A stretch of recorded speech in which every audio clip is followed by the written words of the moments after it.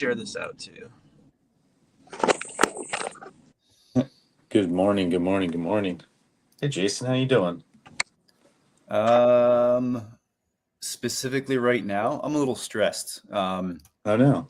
I almost came out. I almost didn't come on, but it's been like a great way to start my mornings. Yeah.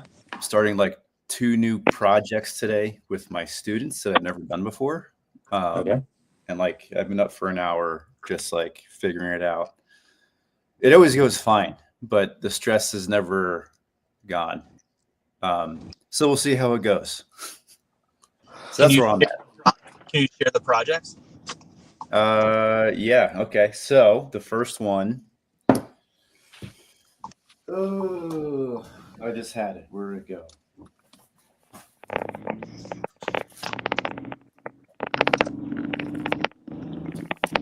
We did ceramic sketchbook covers. So this is clay, but it's also a sketchbook. That's awesome. And then I had to figure out how to bind it, and it's kind of awkward, but it holds together. It's kind of loose, but it works. And then we've been doing pixel art off studying the art of Invader, who's like a 1980s pixel artist. And we're doing embroidery today. And I've never taught embroidery. And I feel like I'm going in with two left hands. Well, look at you shattering glass ceilings of creativity. Hang on, I gotta get my dogs.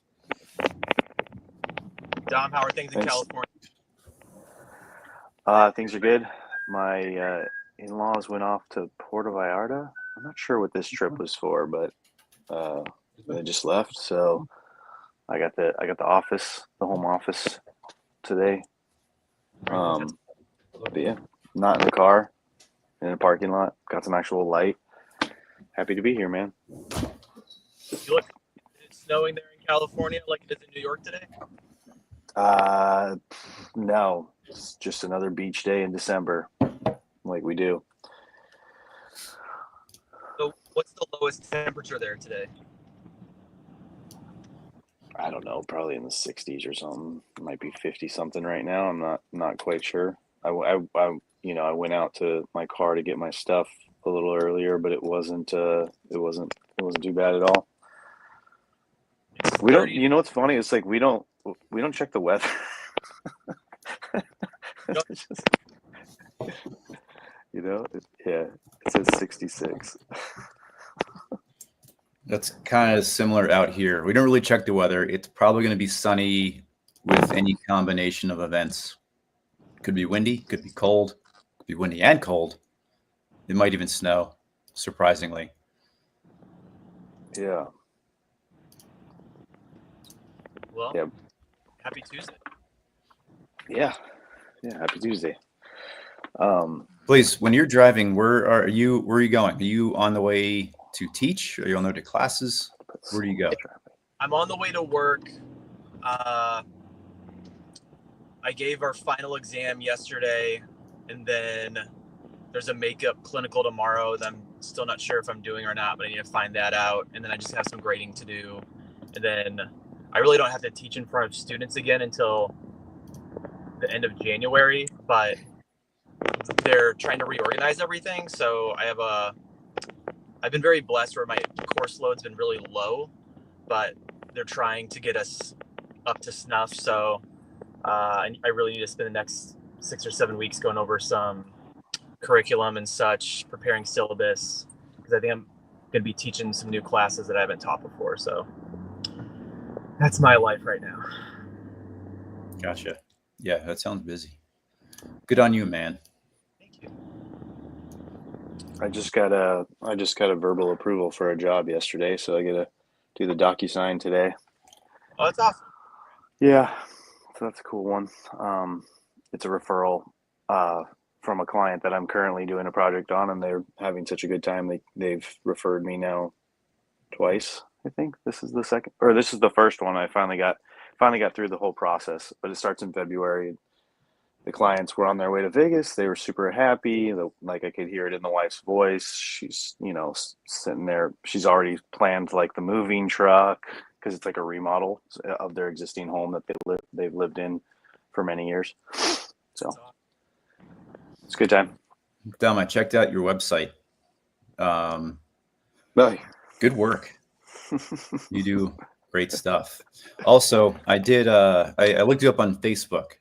Here's how popular Dom is. I can't even friend Dom. I can only follow Dom on Facebook. Yeah, It'll take me a while to get over there, but I'll do that for you.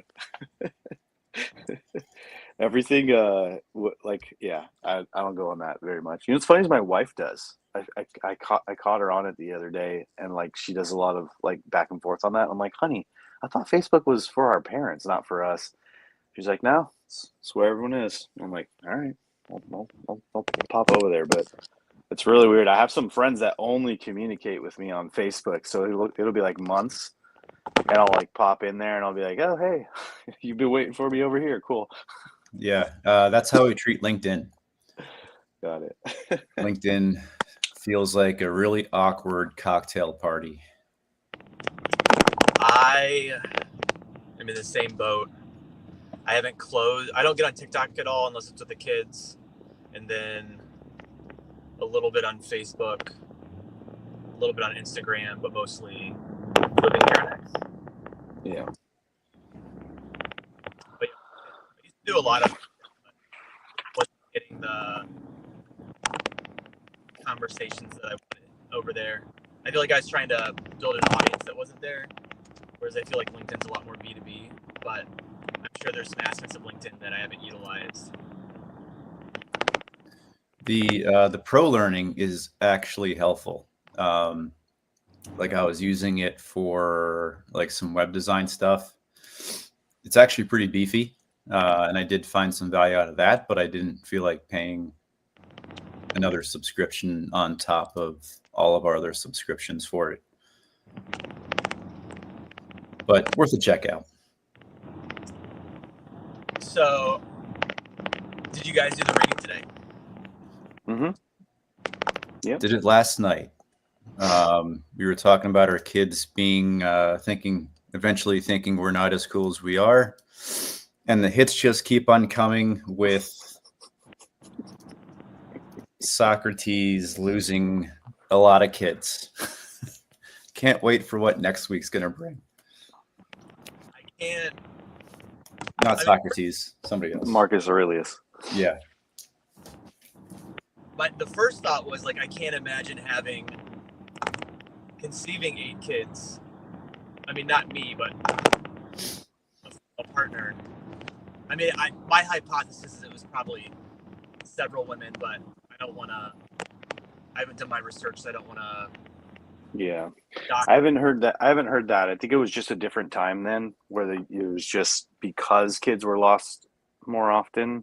Oh, yeah. It was more of just keep having them. We all know that it was a different time back then. But yeah, I guess the holidays fell in the wrong time frame. I forgot to warn you guys. I've warned Ryan before, but December is Ryan Holiday's month on mortality and death.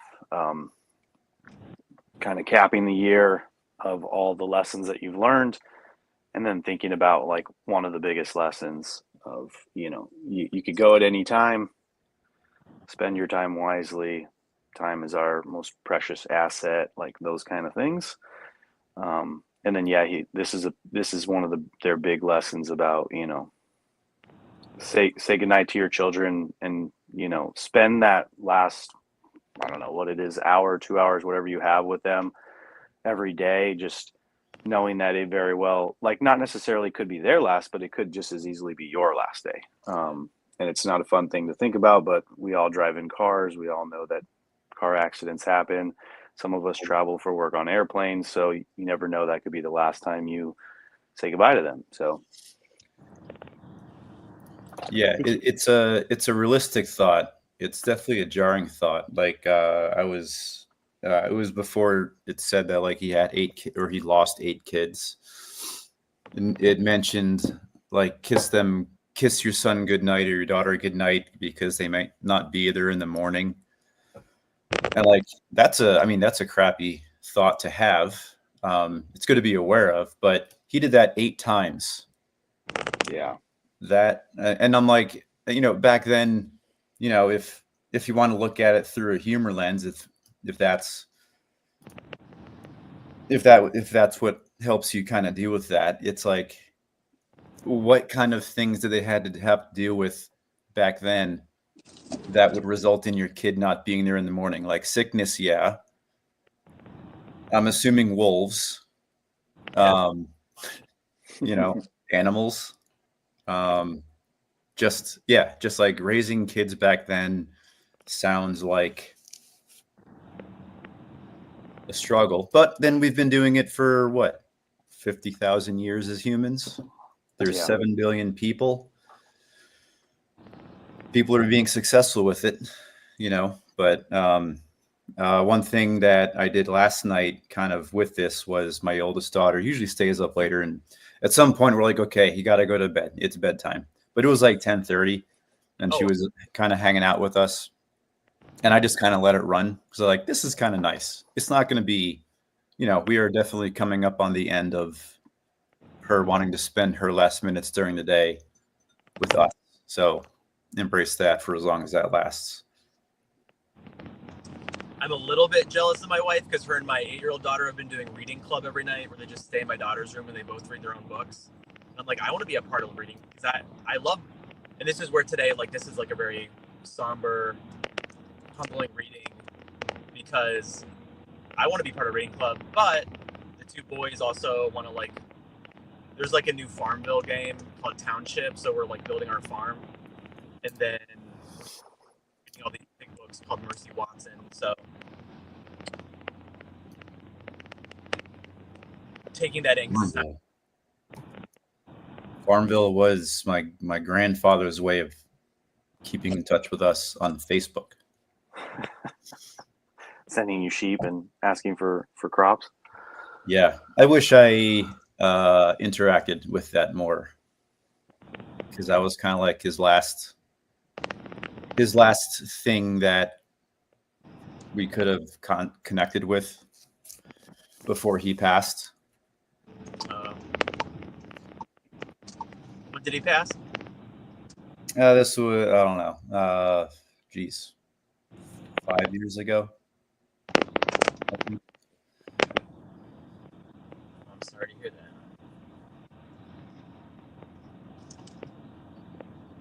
Sorry, thank you. I was reading.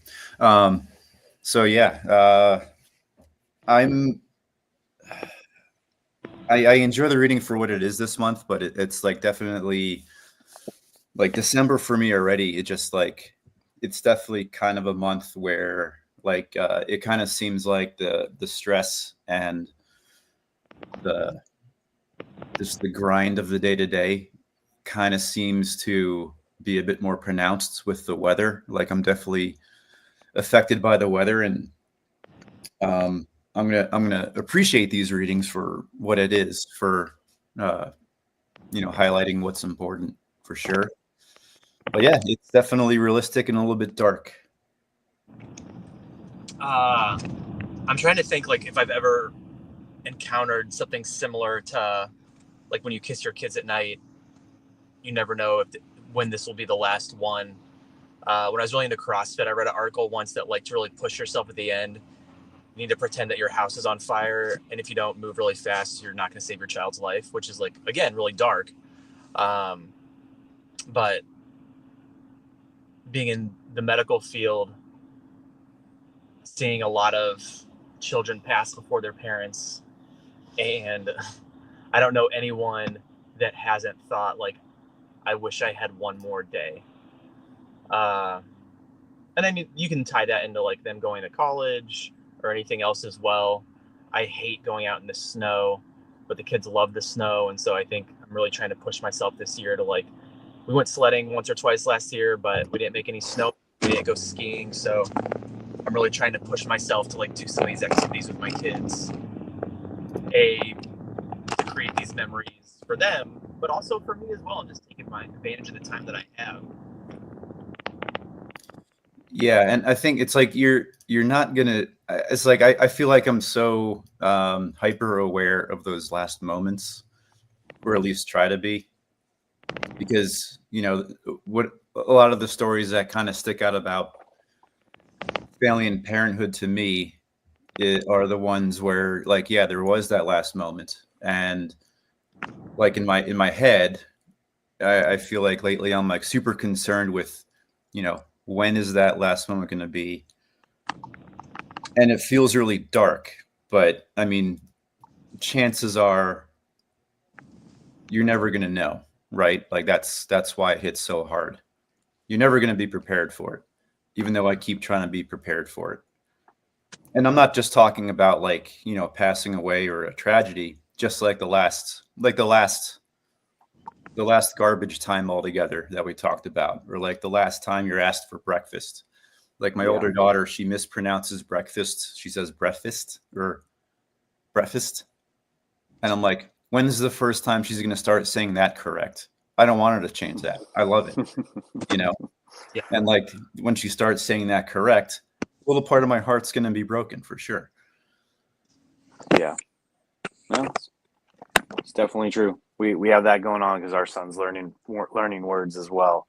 And I'm thinking every time he learns a new word, it's like, oh, the cute version of that word is gone.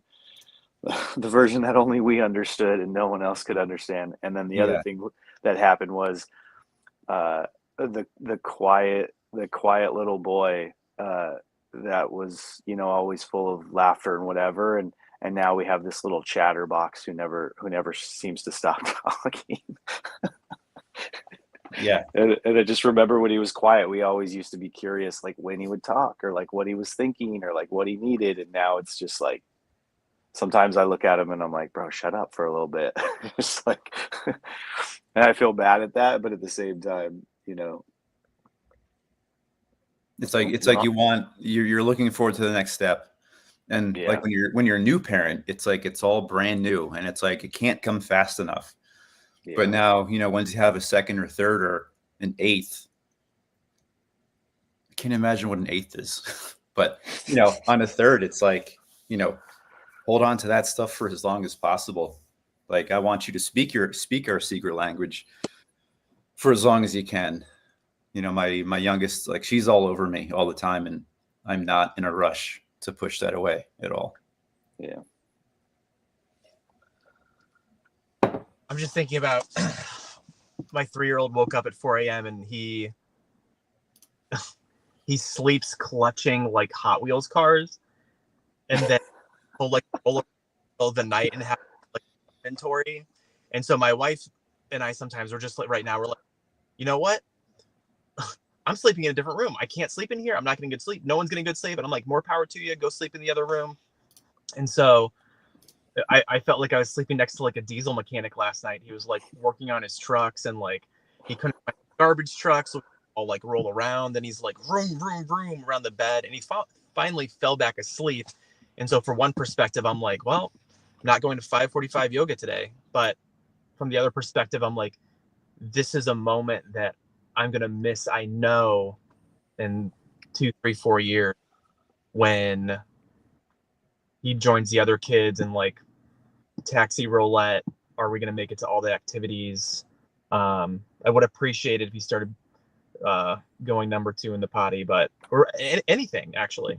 He's still like a diaper boy, but trying to. But anyways, so that's my gratitude for today, though. Just having that moment with my son, trying to search for his Hot Wheels at 4 a.m. Yeah. Things that you would otherwise find annoying. Part of this thing is that's tiring is like keeping yourself interacting with them beyond your ability or beyond your patience. I think that's the big lesson is like when we talk about like patience for parents, it's really like extending beyond your comfort zone to do the things that matter more to them.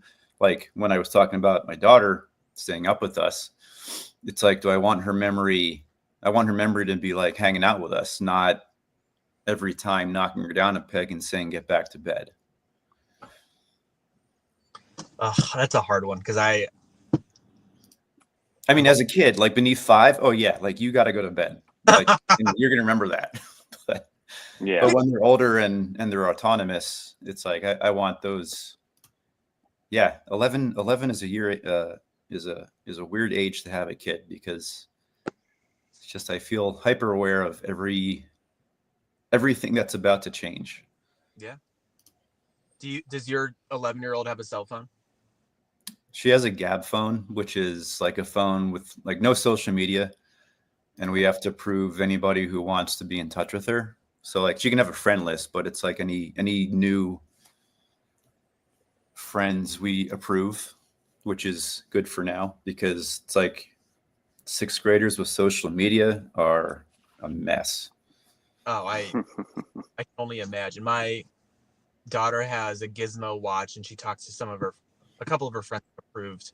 We haven't denied anyone, but she has like 3 or 4 friends, and I'm like, she'll be talking to her watch, like, and she's just like, they just send message to each other screaming like, ah, and I'm like, what are you communicating right now? What 8? Yes.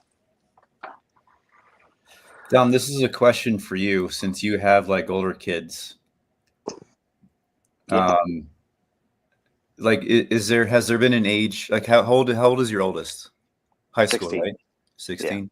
Yeah. Mm-hmm. Are there, I got to try to word this correctly. Have you noticed I guess like in the 5 years since like 10, 11, 12-ish, does their independence kind of wash out those like 10, 11, 12-year-old experiences? Like their independence as they're moving to be more independence. Has there been a bookend in the past 5 years for you with your 16-year-old where you kind of remember where like things stopped and now it's like it's more about their independence? Yeah, I mean that's pretty much all she is right now. I mean, she's still, well, I guess it just depends. Like certain things she can't, certain things she doesn't want to do, or she still does with us. She's still, she's still game to do most things when we give her the option to stay home, and bow out of stuff. She'll, she gets to make that choice. But she mostly comes along, to like whatever little things we do. She went through a phase where she was going out and hanging out with friends all the time, and it had me a little worried that like she was entering that part of, like we're never really going to see her again. Like she's just going to be doing school and then homework and then going to find friends. But for whatever reason, that kind of part stopped. And now it's like I've been telling her, I'm like, hey, why don't you like invite your friends over, or invite them to the mall, or go do something, because I kind of want to like encourage that as much as possible, because I feel like that was something that not necessarily wasn't done for me, but just wasn't something that was as top of mind for me. And then that's why I kind of feel like my relationship nurturing skills are a little stunted, and I wouldn't want that to happen to her, because I feel like there's a lot of her that's very similar to me. Like she has a good portion of my brain in her head. But yeah, it like, I think like Ron said earlier, like it kind of like it's fun when they get to the point of like all the annoying stuff they're now independent with, like the sleeping, the getting ready, the wiping their butt, all those little things that bother, like that are more bothersome, because when you're an adult, you're like, bro, like, come on, just go wipe your butt, just like go get your own snack, like that kind of thing. That's all been weeded out, and now you're getting to see like how they're forming into a human, how they interact with other people, how they manage their time, and it gets to be kind of fun, again. I think there is like a good portion in the middle, like where it tends to be more tedious than fun. There's still plenty of fun moments in the middle, but yeah, I kind of vibe with what Ron was saying. Like the old ones are fun. And I'm excited to see her get, continue. We've been talking about like next steps after high school, community college, jobs, like that kind of stuff, where she's going to live, kind of things. I'm assuming at some point you can start. There's a point where you're starting to share more of like your direct daily day-to-day experience as a working adult Mm-hmm. with the choices that they make. We're real. Yeah. I'm starting to drop some things on their feet. Mm-hmm. Starting to like drop some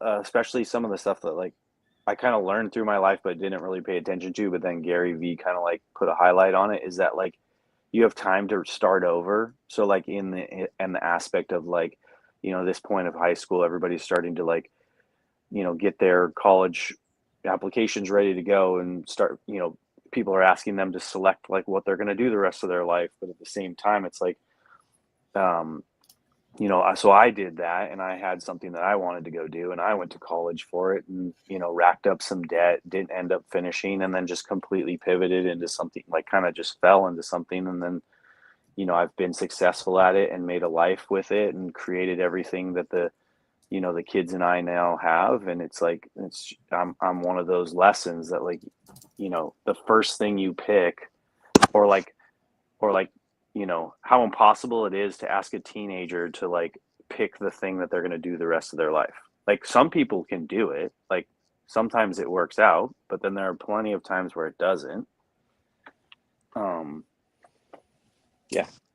So yes, I've been sharing those lessons with her, because I don't think she has a path, like, or I don't think she'll figure it out. Like, I think she'll bounce around a little bit. Is there anything, it's like one thing I think about as you're talking about that is like thinking about my path, because it went a few different directions. And I'm like, is that a path that I would want my daughter doing alone? Or would I want to step in more and give more support than I had? That's a question that I have about that. At one point, do I let the reins go? And at what point do I keep the guardrails up based on my past experience?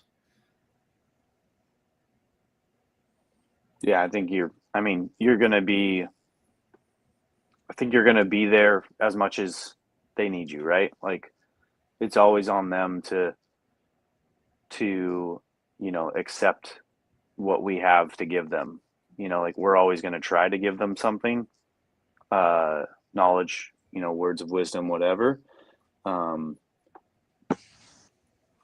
Yeah, like Ron said, guardrails forever. They'll be annoyed always. Yeah. At some point, maybe a good way to think about it is keep the guardrails up all the time, and they can choose when to jump out of them and when to grab back onto them. Well, there's something I learned when I was a kid. I don't know that I do it so well, but it's like the good bad sandwich, where you're supposed, like whenever you have something bad to say or something like parental to say, you like wrap it in between like two like good easy nuggets. So you like a sandwich compliment talk sandwich. about something they want to talk about, and then give them a little nugget of wisdom, and then like follow it up with like something else. So get those little words in there, but like once you start to see their eyes gloss over, they go, God, Dad, or something, bruh. And be like, all right, well, let's let's move on. I said my one thing for this conversation. can't always get them. They're never gonna sit through like a 30 like a 30-minute lecture. That's even like when we're doing these things every morning. Like we're not just like sitting here talking philosophy and lecturing each other and talking parenting for 30 minutes straight. Like we start this thing with a talking about whatever. So I've been pretty quiet here, but I love listening to you more senior dads than me talk, because it sounds like you put yourself in an amazing position to have and discuss these lessons with your kid, and just cherishing that time and protecting that time to be able to have those, I think, is amazing. And so I'm trying to be thoughtful about how I can do that more.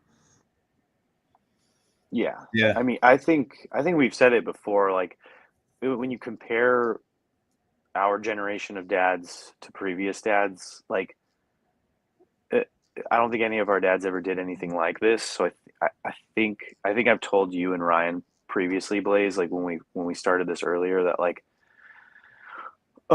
you guys need to just give yourself as more credit than you already do and more grace than you already do, because just you like thinking about this stuff is already on a different level than like the dads that we had, or a lot more dads out there. Like, there's dads out there that aren't even doing this either. You know, they're just doing the same thing that they got taught from their parents, you know, the generational that they got. So yeah, I think you're in a good spot. And like you said, like, you're surrounding yourself by seasoned dads. You know, we got David, we got Ron, we got Craig, we got Nate. So you'll always have us to ask questions if you ever get into those weird positions. So yeah. And I would say just the fact that you're like considering that is a good step. Thank you. I got that. But any last word from anybody?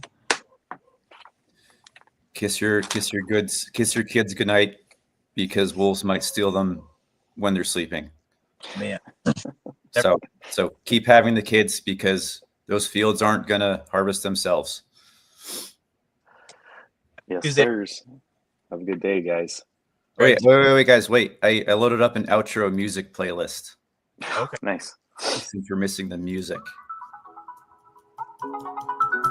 Probably sounds like crap. That's terrible. This is gross. Okay, let's call it a day. Goodbye.